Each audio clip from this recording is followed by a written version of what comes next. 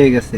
আসলে তো ঠিক কথাই কইছেন যে বাস করে এখন যদি মারা যায় তাহলে এই বাসটা আমার কেডা খাইবো, এই বাসের টেহাটাই কেডা খাইবো, এই জমিও তো পরে আমার থাকতো না। আপনি কয়টা বাস বাড়ি লাশের গাড়ি কান্না কাটি। ভাই ওই যে আঙ্গ বাড়ির যে ভাড়া থাকতো আপনার গিয়ে সেই লোকটা মারা গেছে বুঝছেন, এখন তো বাস নাই। আপনার জানা মতো কারোর কাছে কি বাস আছে? আপনি একটু দেখলে ভালো হতো। মানুষ তো সবাই মরণশীল, একদিন সবারই মরতে হবে, আমিও মরবো আপনিও মরবেন। মানে একটু যদি উপকারটা করতেন। বাস তো এখানে আছে। কই ভাই? ওই যে এই কিপটা নাহিদ আছে না, নাহিদের বাস। হ্যাঁ কি ভাই বাস দিব?